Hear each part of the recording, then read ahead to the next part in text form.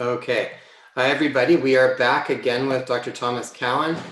And Tom, thanks so much for joining us again for answering a few questions and answers that have come up over since our last interview.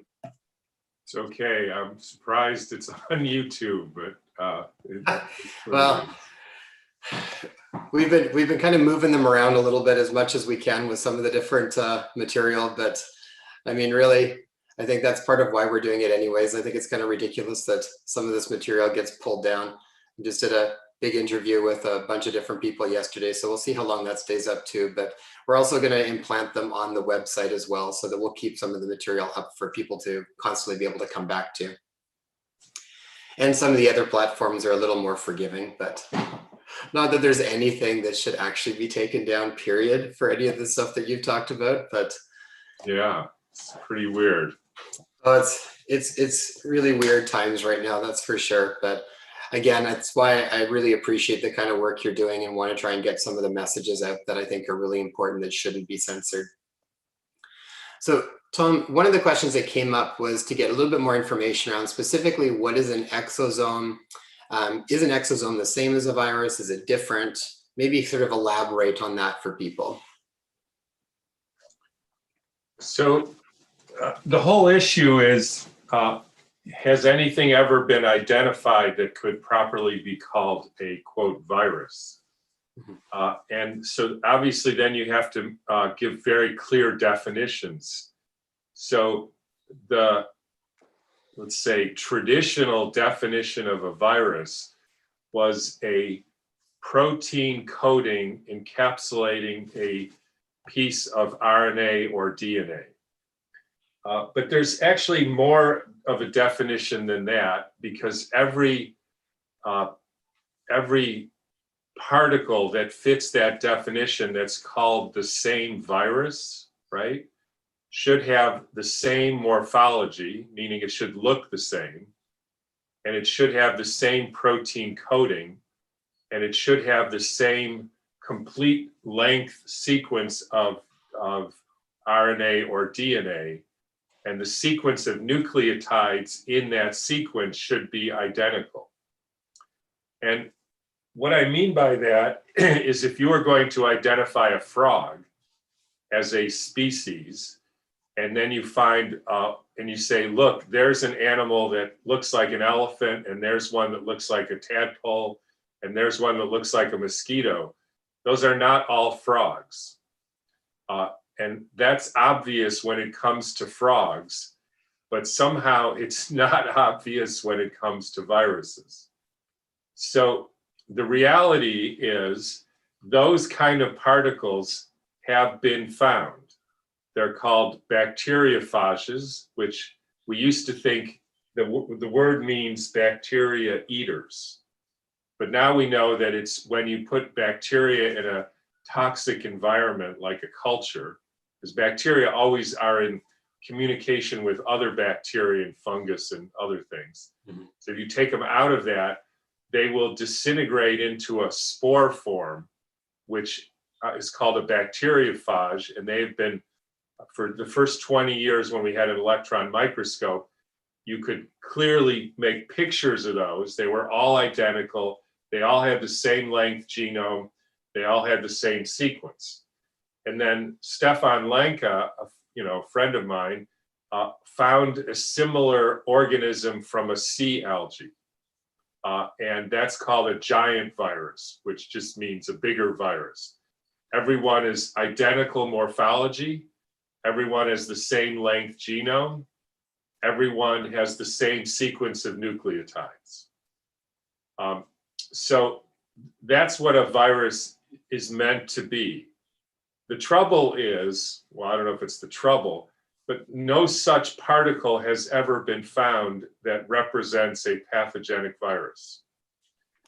And I say that having spent years looking, and then I don't know how many hours looking in the last year for a single paper that has essentially described such a thing as a virus. Now, the closest you get is I saw a paper where they took a herpes lesion and examined the fluid, and they found a wide variety of particles that were anywhere from, I think, 10 microns to 800 microns. So in other words, we went looking for a lion, and some of them were the size of elephants and some of them were the size of frogs, and they were all lions. So that's not actually the same species. So those are different. And so the reality is all of those particles are coming from the deterioration, the breakdown of the host tissue, period. And so they used to they just said, well, those are just genetic debris. Nowadays, we call them exosomes or extracellular vesicles. It's like we gave them a new name. And it is true that depending on the reason for the deterioration of the tissue, right? So one tissue you poison with arsenic, the other tissue you poison with gentamicin, the other tissue you poison with electromagnetic fields or x-rays, you will get different particles. That's only natural. Just like if I hacked you to pieces with a chainsaw versus ate you with acid, you would get different breakdown products. Those are called exosomes, and they were confused for pathogenic viruses. So I don't remember your question. Are they the same? The idea of a virus is a misconception. The only actual viruses isolated are bacteriophages and giant viruses. Exosomes are the same size, which confused people. But even in the original paper on the description of how to culture a virus, they said, we can't tell whether these are coming from the tissue or from the outside. And to this day, nobody can tell. And the reason they can't tell is they're all coming from the inside. So this ties back then kind of to our conversation. We talked about pleomorphism and whatnot. So it's not necessarily something coming from outside that's causing troubles. It's something changing within the body dynamic, which now is creating a change in these different, in the different, it wouldn't be the cell structure, but these different, would they still be microorganisms then? No, they're just debris. They're little packages of genetic debris that's coated in protein. There's nothing more to it at the end of the day than you blow up your house and you get a million pieces of paper on the lawn, and they all have, some of them are, have Dostoevsky on it, and some of them have Mad Magazine, and it can tell you a little bit about the character of the person who lived in the house, but they're not doing anything. Now, one could make a fairly esoteric case that all garbage is useful, right? Because it is, right? There's no such thing as garbage, really. There's just things that get recycled into other things. So someday may somebody find these little particles of genetic material stimulate something to happen in something else. I mean, maybe, but that's such a far cry from pathogenic viruses that, I mean, essentially we shouldn't worry about that right now. So then I think the next question then would be, so then what actually makes people feel ill then, or causes quote unquote disease? So for example, if say during the winter time, if there seems to be a higher cold outbreak or a flu season or these types of things, then the question is, what are those things then at that point in time? If it's not necessarily say like a flu virus, then what's actually causing the symptoms that are coming up, and why more at certain periods of time in the year? So the first thing is, there are no flu viruses. And if I could ask you that, see, the fundamental problem with that question is it's a misconception of the difference between what I call the therapy and the disease. So here's what I mean. If you get a splinter in your finger and you don't take it out, you get pus, right? Which has bacteria in it. would you say the person has a bacterial infection, or do they have a pus mechanism for getting rid of the splinter? Yeah. Now, the reason I think it's the second is because if you take the splinter out, which is the disease, the pus goes away. And if you don't take it out and you mistakenly say the pus is the disease and you get rid of the pus, I can guarantee it will happen again and again and again until you either get the splinter out or you encapsulate the splinter, in which case now you have a tumor, which means new growth. So the problem is this symptoms we say like snot and cough, that's the therapy. So here's what I mean. So why do you get a cough? So you breathe in cigarette smoke. That's like splinters. Your body says, I don't want this debris in my lungs. So it does the only thing it can do. And I'm going to say that again, because there is no backup plan. The only thing the body can do is make enzymes and make mucus and increase the warmth to dissolve everything and cough that crap out of your lungs. Unfortunately, you go to most doctors, and unfortunately, I would actually say most naturopaths these days, and they're mistaken and they think that, quote, bronchitis is a disease. And it's actually the therapy for smoking. Now, how do I know I'm right? Because number one, if you stop it with antibiotics or antivirals or anything, you will have it happen twice a year for 20 years, and then you're very likely to get lung cancer. What is lung cancer? It's an accumulated bag of debris in your lungs. Now, the reason I know that is because people have treated cancer with bacteria therapy or fever therapy for hundreds of years. And that tells you everything you need to know about natural medicine and sweat lodges and coffee enemas and all the rest. Is just getting that debris out so you don't have to go through the unpleasantness of being what we call sick. Now, there's an almost infinite variety of splinters.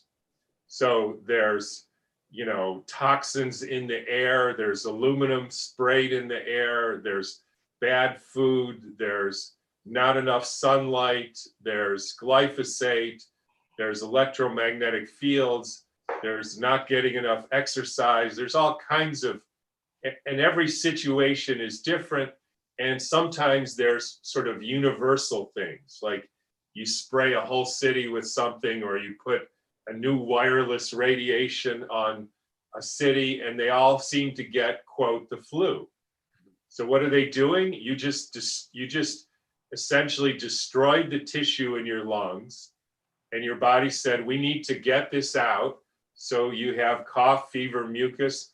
Unfortunately, because we're basically ignorant about disease, we say that's the illness and we make it worse. No, that makes a lot of sense. And I do tend to agree with that sort of philosophy as well. I do think that's the way that disease works. So then when people have quote unquote, outbreaks, then it wouldn't necessarily, they're often blamed on a specific virus or something along those lines. So then from your perspective, then that's not necessarily coming from that specific virus. It'd be something else that's going on collectively around that time that is then opening up the door for this dysfunction to sort of take place. There is no virus. And anybody who says that's incorrect, show me the flu virus. And here's how you would have to do it. You would have to identify, isolate, and characterize this free living virus in the environment, which has never been done. And then you have to expose a person or an animal to that virus, and then extract the virus from some secretion of that sick person, which has never been done. And then you would have to then purify that virus, which has never been done, and then expose an animal in the normal way and make them sick, and that's never been done.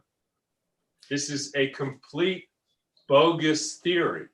it makes no more sense than the bits of paper got into your house, reproduced, blew up your house. It's all Dostoevsky's fault. Now, so what is happening? It depends. You could have sprayed your house with, mold killer. And so now you have mold toxin and mold killer toxin. Everybody in the house gets sick. And that's what happened there. Another one might be, EMF exposure, and every situation has to be identified individually, because even the theory that there's one thing called, the flu, or one thing called rheumatoid arthritis, it has no scientific validity. Every situation is a story. Every person's health is a story based on who they are and what they've done and how they eat and how they live and what toxins. Somebody was asking me this yesterday, and like, how could a toxin make somebody sick? I said, well, did you ever get bit by a snake? That makes people very sick. And even bacteria make toxins. Now, if you had a family and then they were infested by a family of rattlesnakes, and the rattlesnakes bit everybody in the house, would you say you had a contagious outbreak of rattlesnakes in your house? And when you think of it like that, then people say, well, I don't see any rattlesnakes. And so apparently then you mean that if you can't see it or feel it or taste it, that it doesn't possibly make you sick? So what about x-rays?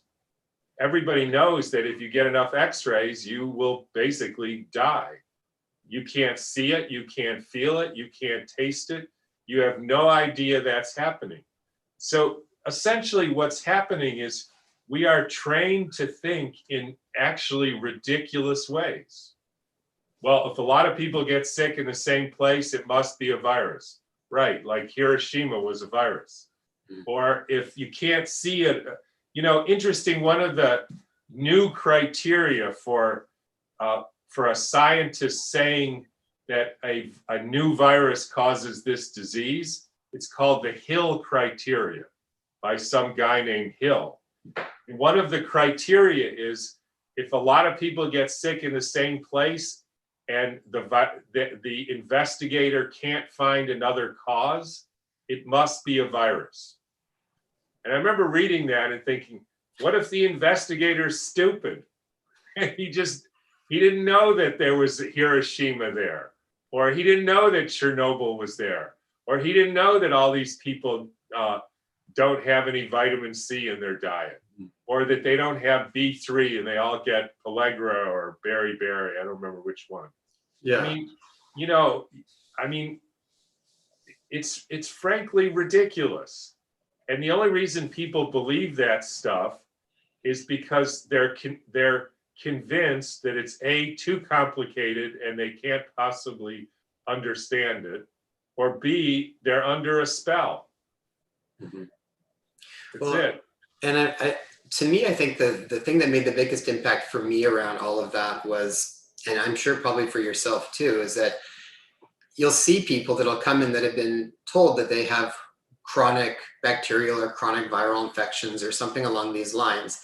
And when you don't even address the quote unquote virus or the bacteria necessarily, and you focus more on all of the things that are kind of getting in the way for the body to actually function optimally, like giving them clean water, getting them to move their body, eating their diet in a different way, working on some of the mental emotional pieces, like all of those different things. It's almost like removing logs from the fire. Eventually their body just starts to heal without you even actually working on what the original quote unquote diagnosis was per se. I mean, have you found something along those lines too? Because I feel like that's the way where it just makes sense because you see it happen over and over again. Right. But the only thing is the people that used to worry me the most were people who had the conception, or I would call it the delusion, that it was a virus making them sick. They were the hardest to treat. Yeah. And here's another interesting thing. most of those people with chronic viral infections were diagnosed by antibody tests. And let me describe what an antibody test means. And I have a longer version, but I'll give you the shorter version, okay? So what we're told is that antibodies, so if you have a viral infection, let's say mumps, so the virus lives there for 2 weeks, and then you make IgM, which is a non-specific antibody, and that's there for a week. And then you make IgG antibody after a week, and that's specific to the mumps virus, and then you're immune for the rest of your life.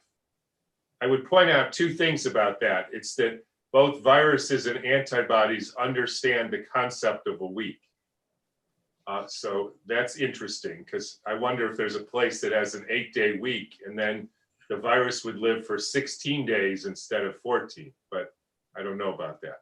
So the important point is antibodies mean you're immune from the virus, right? We all know that. So that's the take-home message. Now, with HIV, we have this viral infection. We diagnose it by elevated antibodies in the blood. And it's very clear what that means. The same thing with Hep C. The fact that you have elevated antibodies in your blood means that the virus is going to kill you, right? So on mumps, if you have elevated antibodies, that means for sure that you're immune. And with HIV, if you have elevated antibodies, that's for sure means the virus is going to kill you. Now, the head of infectious disease at Wake Forest was asked about the meaning of antibodies in relation to SARS-CoV-2. And he said something very, very clear and specific, and I actually can repeat it verbatim. He said, it's very clear what antibodies mean. They mean you were either sick or you weren't sick. You either had the virus or you didn't have the virus, and you're either immune or you're not immune. And I was so impressed when I read that, because I knew I needed a new refrigerator. So I went to the appliance store and I asked the guy, I said, what about this refrigerator? And he said, oh, it's very good. It'll either keep the food cold or it won't. And I said, sold, give me 3 of them. Now, the point of that nonsensical story is nobody has a clue what antibodies mean, because they mean nothing. And anytime somebody says, it either means you were sick or you weren't sick, because those are the only 2 options there are. Yeah. And you're either immune or you're not immune. And in one case, it means you're immune for life. In the other case, it means you're about to die from the virus. It means that the whole thing is complete nonsense. And the fact of the matter is, the reason you have antibodies is you're trying to neutralize a poison. That's it. The more antibodies, typically the sicker you are. So that's why you have antibodies. It has nothing to do with any virus. None of them have ever been correlated to a virus at all. And that's how people get told, oh, you have chronic Epstein-Barr. I mean, if you go to an infectious disease specialist and you say, I have Lyme disease, chronic Lyme, right? And he says, how do you know? You say, well, I have an IGeneX test that elevated antibodies, right? What does he say then? He says something to the effect of, excuse my French, you're a friggin' moron, because everybody knows antibodies mean nothing. And then if you ask him, well, I have this antibodies to HIV, that means you have an HIV infection. I have antibodies to mumps. That means you're immune to mumps. And one of these guys, I said after that, are you the Mad Hatter? Because, you know, the Mad Hatter said we should all believe 6 nonsensical things before breakfast. And most people, when they hear that, they're too insecure to say, this is nonsense. This guy, this is nuts. They think, oh, it's so complicated. I can't possibly understand this, so I'm going to shut my brain off, or my mind, or whatever it is, and I'll just leave it to the experts. And then the New York Times writes an article by some guy who says, you shouldn't think about any of this because you don't know what you're talking about. So you should just listen to experts. Great. Yeah. There you go. I remember reading that same thing, and my wife and I were just kind of laughing, almost crying and laughing at the same time. But it's, it's like what you were saying there. It reminds me, right now, nobody's actually healthy. Everybody's either symptomatic, asymptomatic, post-symptomatic, pre-symptomatic. No one's actually just healthy. This is the wording around everything right now. Yeah, well, and in fact, nobody is healthy. Yeah, well, fair enough. Well, so let's kind of take that to the next phase then. So the other question was around germ theory versus terrain theory. So then essentially, there's not really even a germ theory. It all kind of comes back to terrain theory then. Or is there still an aspect of germ theory that is relevant? No. So it's all. I don't even like the word terrain theory. All that's happening here is it's the same with a viral culture.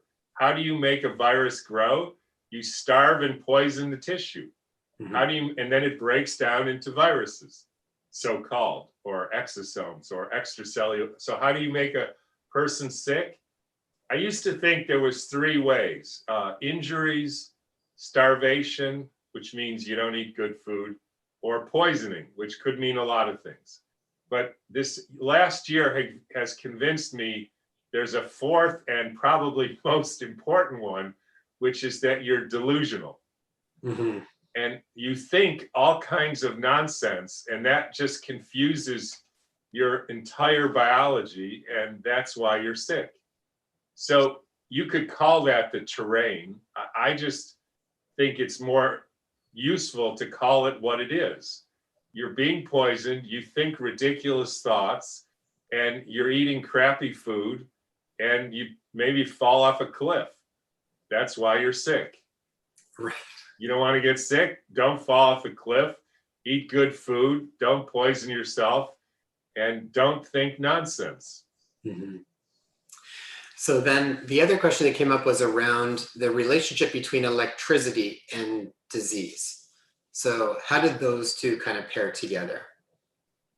We are basically an organized water crystal, and it's and that's because water accepts electromagnetic influences as the primary nourishment. And all of these that are healthy, like the sun and the moon and your friends and your wife and your dog and the daffodils, etc., are broad spectrum, low intensity, and non-pulsed. So if you look at them, there's no pulsation from the sun. It's just a continuous stream. Now, if you want to make a radio work, you can't use those frequencies because that's not how radio works. You have to choose one frequency, like 98.6, and you have to pulse it, and you have to make the intensity of that stronger than all the rest. That's the whole point of a radio. And then radar and everything else follows that. It's just making pulsed, high intensity, single frequency impulses so that it can get receivers to do something. In other words, convert that frequency into a song that you hear. So the inherent problem is it's not just the radio that gets exposed to that wavelength, so do you. And that breaks down your tissue because we have no, history of being exposed to high intensity, pulsed, narrow spectrum frequencies. And the more you make it even more focused, more intense, and some frequencies are more toxic than others, but that's the general theme. You get more and more breakdown of the tissue, just like X-rays. So basically now we're living in a microwave oven. and the microwave oven heats up the water molecules. That's why people make, stupidly, I would say, heat up their tea or whatever in a microwave oven, which essentially scrambles the coherence of the water. And living in a microwave oven scrambles the coherence of our water, and then you can't think straight and you can't function properly. That's the problem. And the problem here is that is not a side effect of the technology. That's the effect. In other words, you can't make it healthy, because if you just give broad spectrum, non-pulsed, low intensity frequencies, your radio won't work, right? Because that's how it works.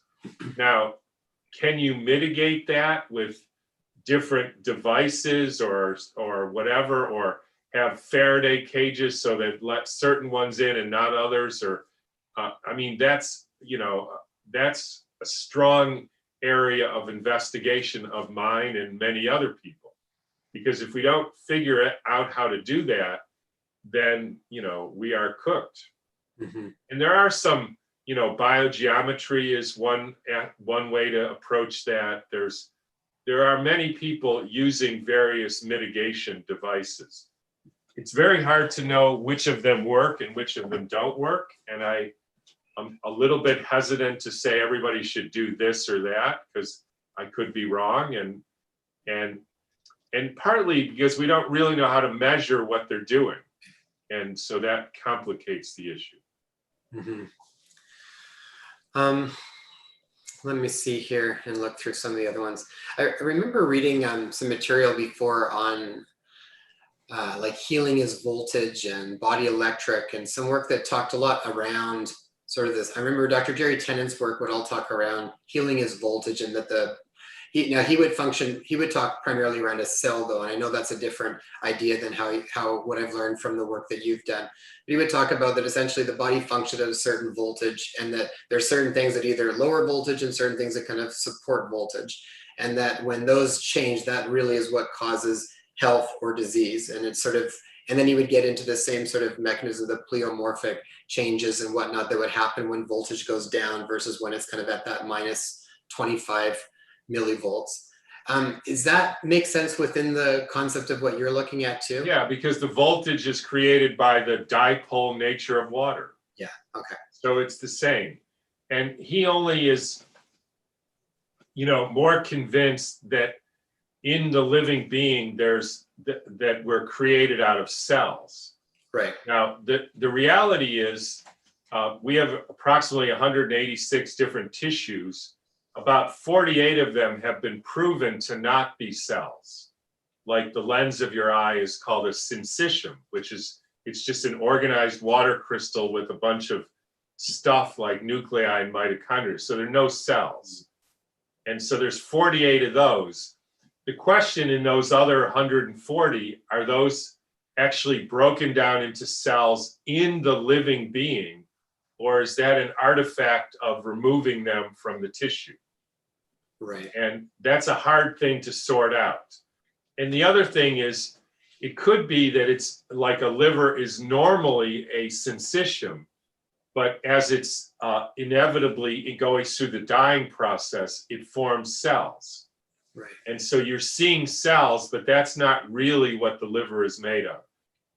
I would say that to a certain extent, that's a little bit of a semantic issue. And so we're essentially saying the same thing. Healing is voltage. The voltage comes from the nature of water. And if the water is strong and coherent, you will have optimal voltage and optimal health, and everything works right. If you make the water less coherent, the voltage goes down, and we call that sick. And that's sort of more or less what he's saying. Yeah. And I think the message behind what is related to creating health or related to creating disease are also very similar. So I like the overlap of some of the material too. Another question that came up, because we're getting towards the end here, is in the interview, we had talked briefly around, it came up around the vegan diet, and that wasn't really the best evolutionary diet for people. and people asking, then what about the Gerson diet? Isn't that a vegan diet? No. In fact, Gerson insisted that you had to drink fresh calf's liver juice every 2 hours in order to heal. And so if you call drinking fresh calf liver's juice every 2 hours part of a vegan diet, then I would say it was a vegan diet. The bottom line is there are no successful examples of healthy vegan cultures ever. Mostly because in order to be a successful culture, you have to propagate your kind, as they say. Right. And since eating a vegan diet lowers your reproductive capacity, nature had a way of essentially killing them off so that they wouldn't reproduce, and so they didn't survive. That's just the facts. Now, even I remember an interesting quote debate between a vegan cardiologist and a paleo, and the vegan cardiologist gave an eloquent description of how there was essentially no heart disease in the United States in 1920. In fact, there's a famous story that the guy who invented the EKG machine offered it to the Harvard Medical School faculty at the patent, and they said, no, there's no use for this. So that was a bad business decision. Now, so there was essentially no heart disease 1920 in the United States. Now, I happen to know the exact number of vegans there were in the United States in 1920. You know what the number is? By choice, exactly. There may have been a few people who didn't have enough food and they could only get vegan food, but nobody did that. Now, how you could then go, as he did, from saying, therefore, in order to not have heart disease, we should all be vegan. What the heck? I mean, seriously, like, that's how doctors think. Yeah, Because he had a study that showed that people who eat vegan diets have less heart disease. He doesn't have any common sense, but he had a study. If you look at the study, it's just complete nonsense. Well, this kind of ties me back to, I think, probably one of the other questions that came up was, because it does tend that rather than looking at sort of the end outcomes on stuff, a lot of times we get caught up in all the little pieces that we then try to correlate certain meaning to and certain value to, which doesn't necessarily arrive at the end result for certain things. From your perspective, when you're working with people, or when you have worked with people, is there any validity to any specific biomarkers to assess health potential that you think are valuable? I often tell the story. My mother used to say, you need to get regular physical exams, right? So I said, I do. I went 1984 when I went to residency, and I have one scheduled in 2024 with an old guy in case he dies, so then I can do it with somebody else. So that's very regular. I think that's every 60 years. And then in 2104, I'll do another one. And that's how much I think of screening exams and screening tests. And people say, well, how do you know how you're doing? I say, well, I wake up and I think, I wonder how I'm doing today. Oh, my foot hurts because I dropped a log on it in the garden yesterday. And then if I don't know how I'm doing, I usually ask my wife, and she says, you need to exercise more. So that's how I do it. Now, there are things like phase angles that tell you this sort of the structure of the water in your tissues. I mean, that's sort of interesting, but I don't really trust those things very much. I think amongst the most toxic things we do, there's lots of them, like eating glyphosate and GMO food and getting vaccines. I would put going to the doctor is one of the highest, because by doing that, you are actually essentially saying you're giving up your agency as a human being to know how you're doing. Because what happens if you decide I'm going to be my own evaluator of how I'm doing is you start having to rely on that, right? Because that's what and so you get better and better at it. And you start making changes like I need to eat more arugula today because I didn't feel as good. Whereas if you're going to somebody else or getting tests which have questionable significance, you never develop that skill. And it is a skill, and it's the most valuable skill. You know, people 200 years ago, they had a word for this. They would say, I'm going to doctor today, right? So it was a rare event in their life. And interestingly, if you look at the statistics in 1940, approximately 99% of the visits to a doctor were because of a symptom that wouldn't resolve on its own. Now it's about 20 or 30%. Most people go to the doctor because it's time for their checkup, et cetera. You know, it's like I tell people, if you got something impaled in your leg and your good friend can't get it out, then you go to the doctor.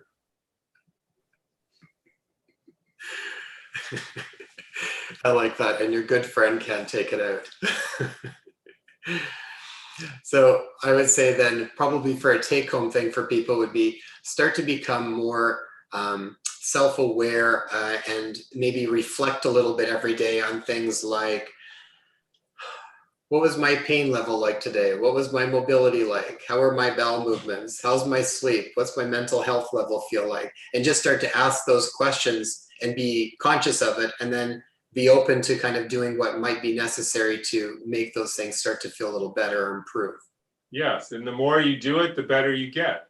Yeah. And you know, it's always interesting. People say, well, you know, I can't do that. It's like you go, I decide I want to play first violin for the New York Philharmonic.